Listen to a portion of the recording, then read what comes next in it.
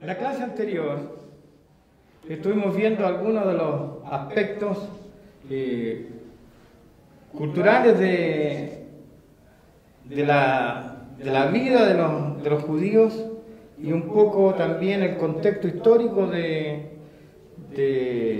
el mundo en que Jesús no solo nació, sino que también desarrolló su ministerio. Y veíamos entonces las instituciones políticas, y ahora vamos a ver algunas instituciones religiosas, que como ya dijimos, la vida religiosa en el pueblo judío era muy importante. Ocupaba prácticamente la vida central, el quehacer general o central del pueblo judío tenía que ver con Dios, con la observancia de la ley, con el guardar ciertos ritos y ciertas festividades. Así que hoy día vamos a revisar algunas instituciones religiosas. La vida religiosa giraba en torno a 4 instituciones fundamentales: la ley, el templo de Jerusalén, la sinagoga y las grandes fiestas. Así que la ley, o la Torá como se le conocía también, era la palabra de Dios que guiaba la vida de los judíos. Se leía diariamente, pero de forma solemne y más extensa el día sábado, el día festivo del pueblo de Israel. El día sábado entonces era cuando la ley, todo el pueblo asistía, ya fuera al templo o a la sinagoga, para escuchar la palabra de Dios y para orar y compartir con el resto del pueblo. Y así que la Torá o la ley era un elemento fundamental y principal en la vida de todo judío. El templo de Jerusalén era uno de los lugares más importantes de Israel. Toda la vida, al menos en la ciudad de Jerusalén, toda la vida giraba en torno al templo. Era el símbolo de la presencia permanente y perpetua de Dios. Era el lugar, entonces, donde estaba Dios. Así que todo judío, bien nacido, por decirlo así, tenía que ir periódicamente al templo. De hecho, como decíamos, el día sábado, todos los judíos iban al templo a orar y a escuchar la palabra. Los judíos de todo el mundo debían acudir al menos una vez al año a Jerusalén, al templo. En el templo se enseñaba la Torá y los sacerdotes ofrecían los sacrificios a Dios. No es extraño entonces que cuando Jesús visitaba Jerusalén, eligiera el templo como lugar de predicación. O sea, el Señor, como buen judío, iba al templo. Dado que era el punto más concurrido también de la ciudad. Estaba situado en el monte Sión, en lo más alto de Jerusalén. O sea, el templo ocupaba no solamente en la mente y en el corazón de los judíos, sino también físicamente ocupaba el lugar más importante. O sea, estaba ubicado en un lugar preponderante de la ciudad. Dominaba, por así decirlo, la ciudad. El templo de Jerusalén dominaba la ciudad y todos podían entonces verlo. El templo era una plaza en forma de rectángulo irregular de 300 por 480 metros. Era bastante grande. Y la gran plaza estaba rodeada por arcos o porches.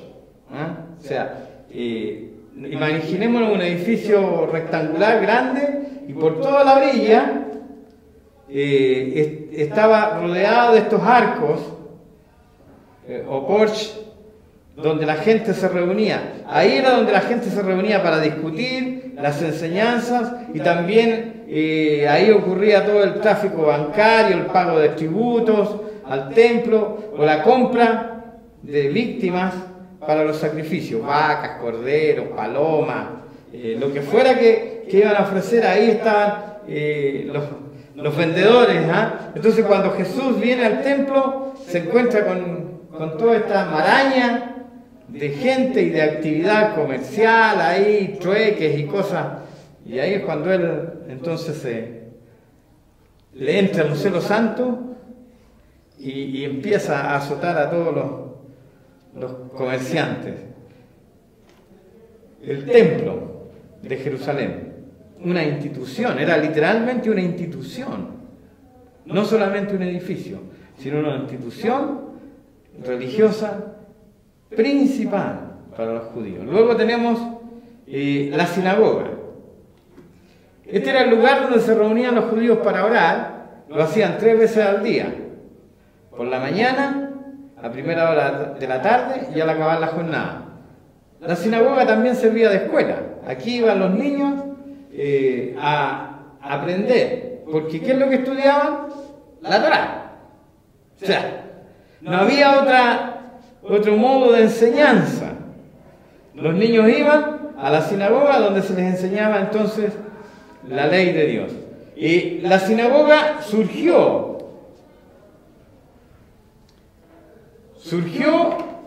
como necesidad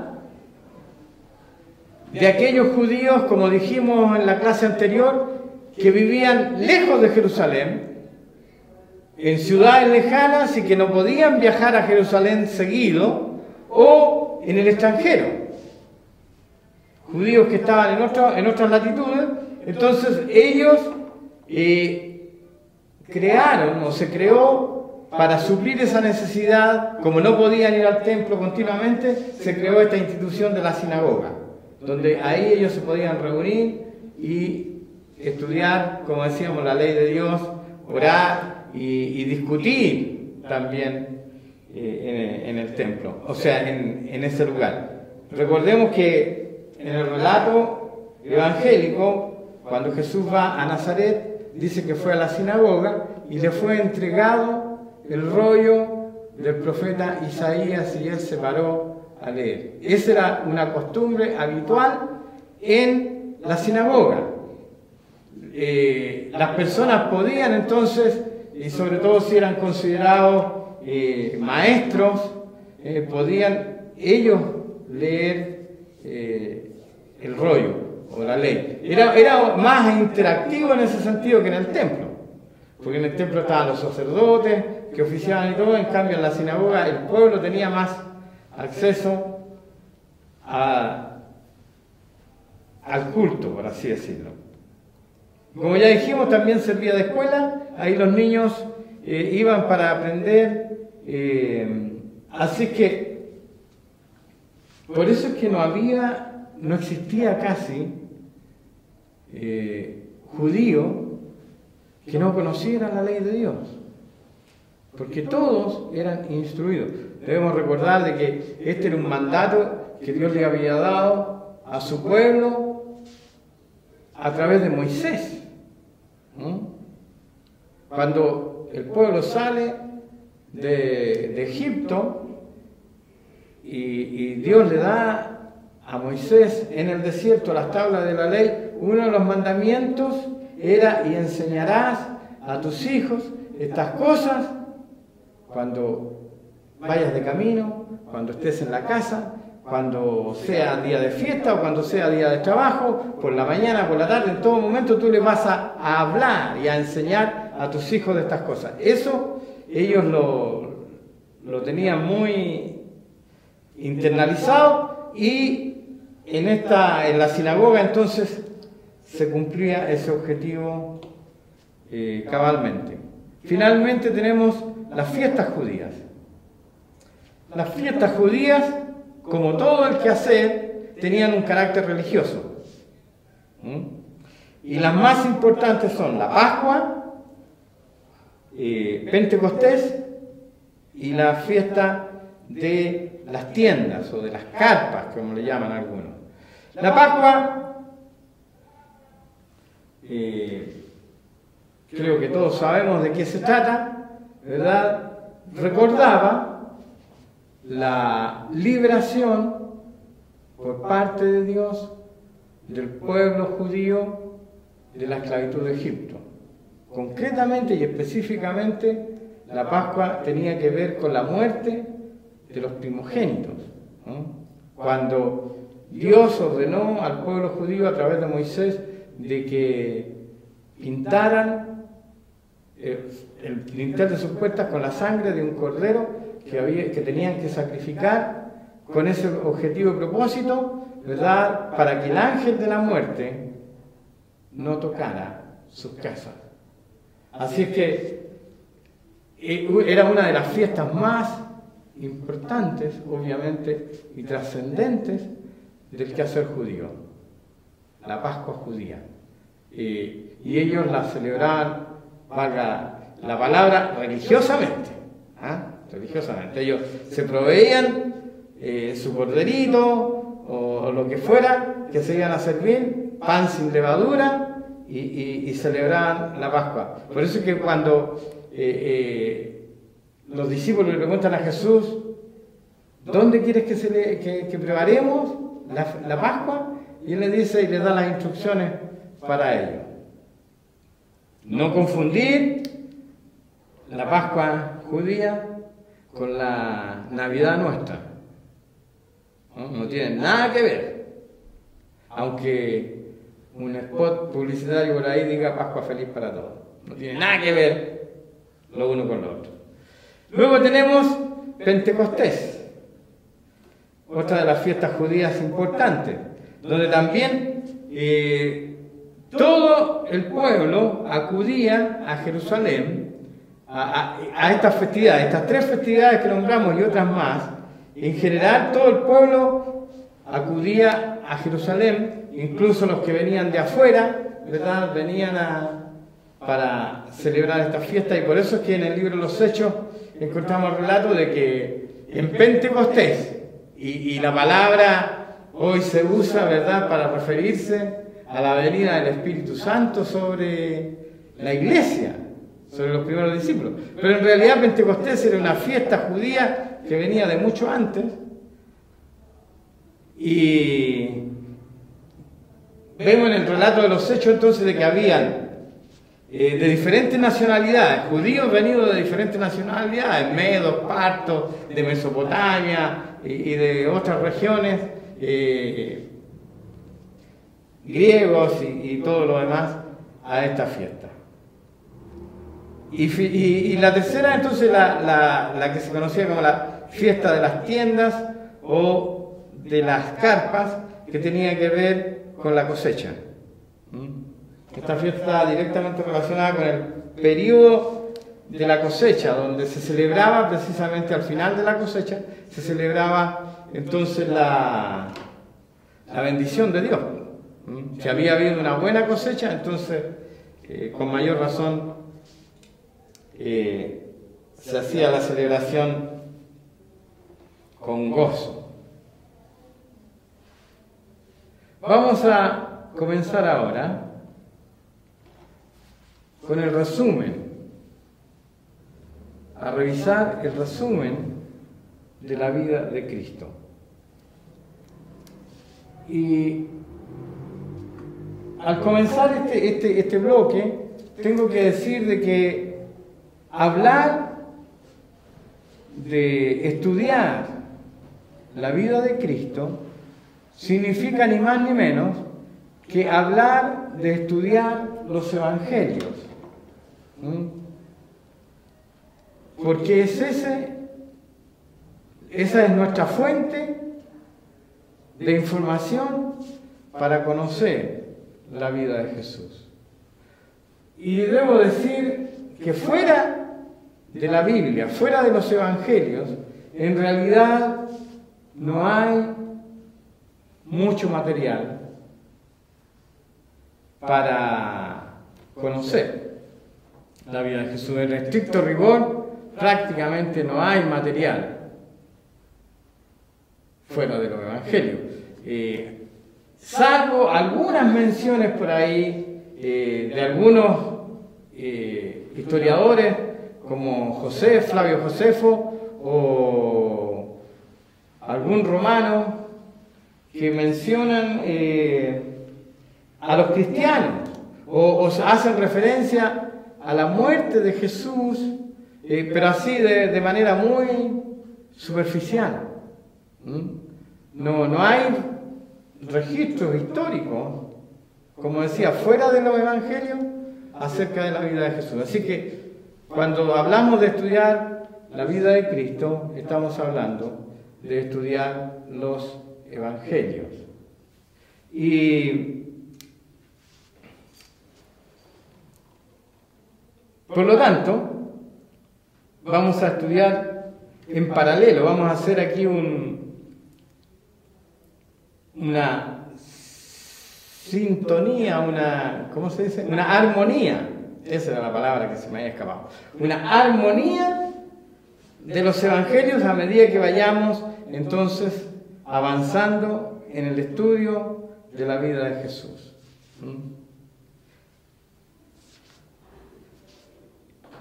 En Lucas, en el capítulo 2, encontramos el nacimiento de Jesús. Estamos en Belén, pero antes de esto vamos a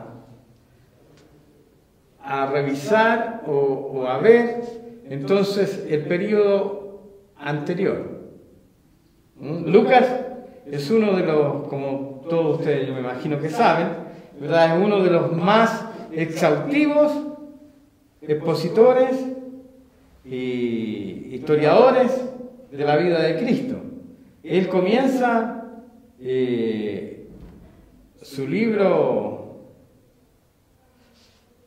del libro de los Hechos explicando de que él ha indagado, ¿verdad?, acuciosamente y minuciosamente todos los acontecimientos. O sea, él como buen médico y como científico se dedicó a estudiar, a indagar. Me imagino que incluso entrevistó personas, ¿verdad?, y todo eso, para tener una idea acabada de todos los acontecimientos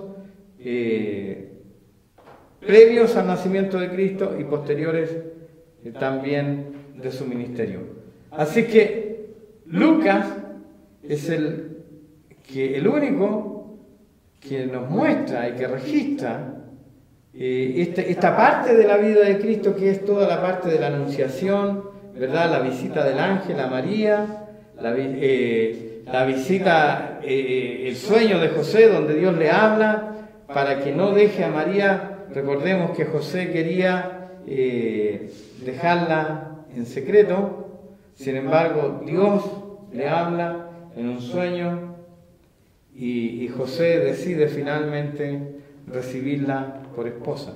Todo eso está relatado en los primeros capítulos de Lucas. Posteriormente entonces a la anunciación, donde podemos leer entonces toda esta conversación entre el ángel Gabriel y María y cómo el ángel le da a conocer la determinación de parte de Dios de elegirla como la depositaria, si podemos llamar así, de este regalo que la humanidad entera iba a recibir. Yo creo que no hay forma de destacar o de enfatizar el privilegio enorme que tuvo María de ser escogida por Dios para recibir en su seno al que había de ser el Salvador del mundo. O sea, aunque parezca extraño, yo creo que nosotros en cierta medida le hemos dado poca importancia al papel fundamental que jugó María en toda esta historia que vamos a comenzar a ver a partir de este momento. O sea, ella fue, creo que claro, nosotros no tenemos la actitud que tiene la Iglesia Católica frente a...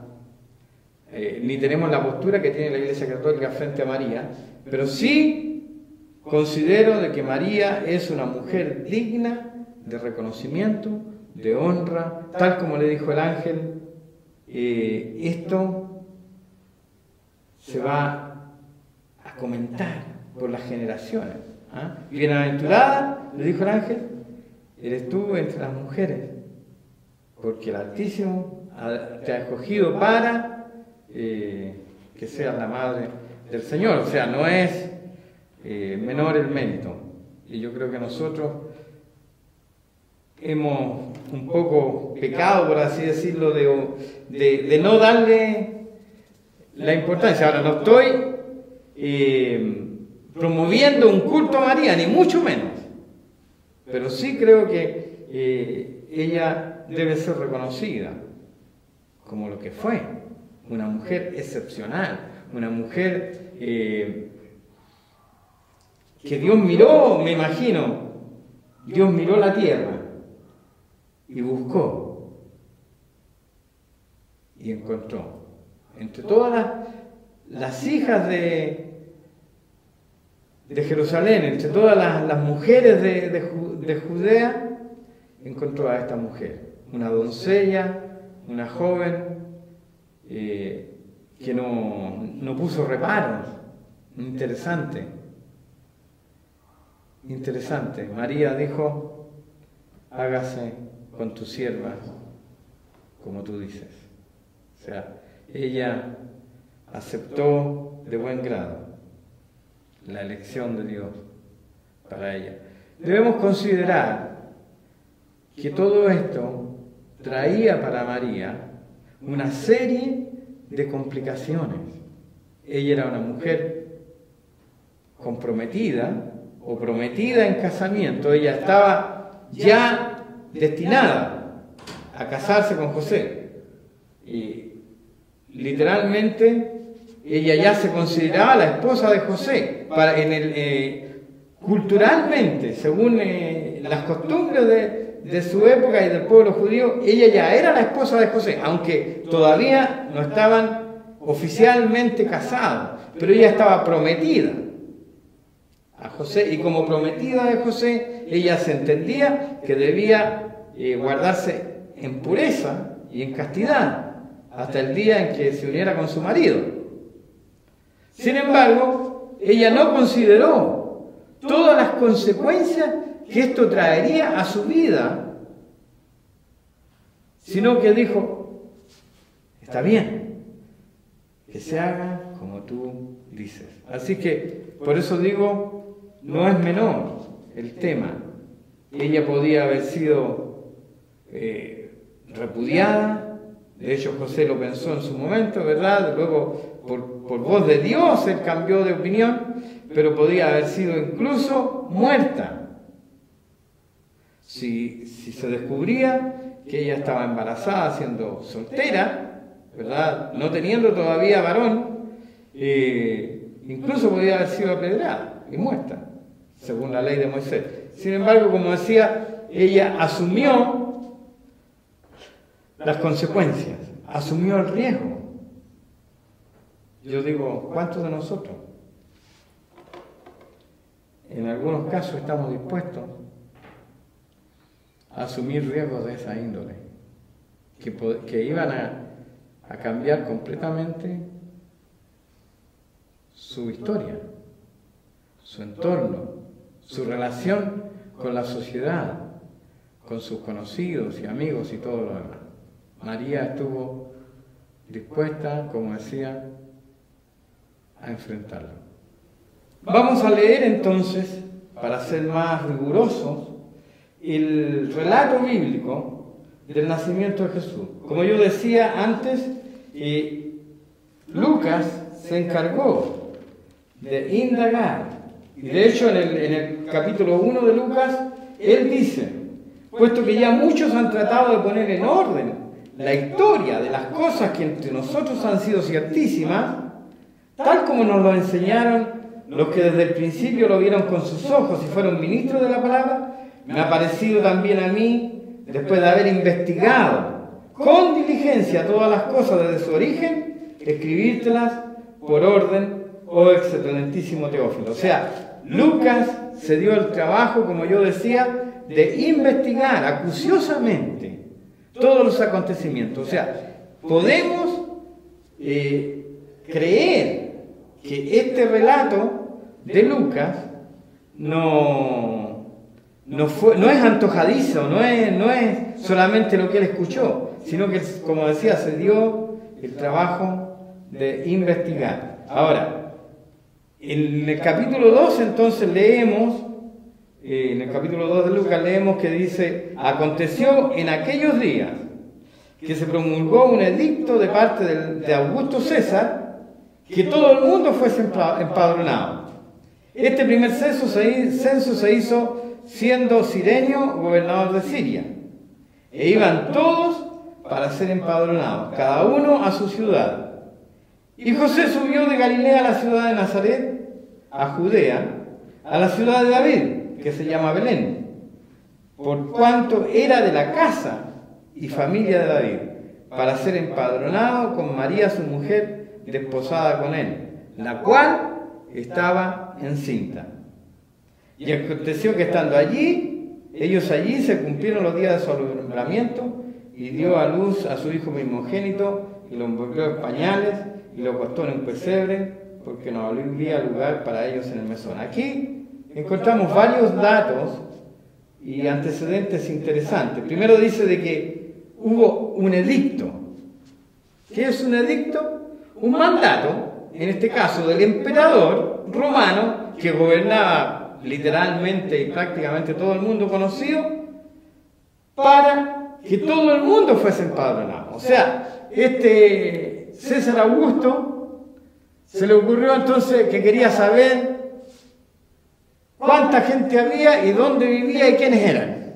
No solamente de los romanos, sino de todo el imperio. Incluso las naciones ocupadas por ellos. Y por eso, que cada uno tenía que ir a su ciudad de origen.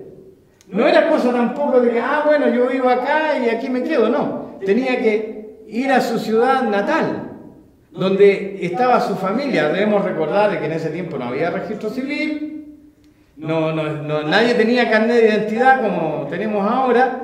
Entonces, y la descendencia era más bien un tema oral. Cuando alguien se quería identificar, decía, bueno, yo soy José, hijo de Juanito, hijo de Pedro, y empezaban a retroceder en sus ancestros para darse una idea de dónde venía. Esto mismo lo encontramos en los evangelios respecto de Jesús, en las genealogías de Jesús, ¿verdad? Donde se habla de sus ascendientes para poder dar entonces una identidad. Ahora, César Augusto entonces, como decía, se le ocurrió hacer este censo. Antes de seguir con esto, me gustaría dar una pincelada de quién es César Augusto. Porque creo que es importante conocer también, como decíamos en la clase anterior, el contexto histórico en que Jesús se movía. César Augusto, emperador de Roma, en realidad se llamaba Cayo Julio César Augusto. Y era más habitualmente conocido como Augusto. Él fue el primer emperador del Imperio Romano. Un dato no menor, ¿verdad? El primer emperador del Imperio Romano. Y gobernó entre el 27 antes de Cristo hasta el 14 después de Cristo. O sea, aproximadamente 40 y pico de años, 41 años. Este César Augusto entonces se convirtió en el emperador romano con un reinado más prolongado de la historia. Habían emperadores que duraban la nada misma, o sea, ascendían al trono y los mataban al tiro, pero César Augusto fue uno de los más, el emperador que más gobernó que más años gobernó en el imperio. Entonces, bajo el nombre de Cayo Octavio Turino, fue adoptado por su tío abuelo, Julio César, en su testamento en el año 44 a.C. O sea, él no era de linaje real, por así decirlo, no era de línea de sucesión al trono de Roma, sino que él fue adoptado por Julio César. Y así llegó a convertirse en emperador. El joven Octavio entonces se convirtió en heredero de Julio César tras el asesinato de este en el 44 a.C. Un año antes de su ascensión al trono, conformó junto a Marco Antonio y a Lépido una dictadura militar conocida como el Segundo Triunvirato. ¿Por qué triunvirato? Porque eran 3 los que gobernaban. Y finalmente entonces él se quedó con el trono de Roma.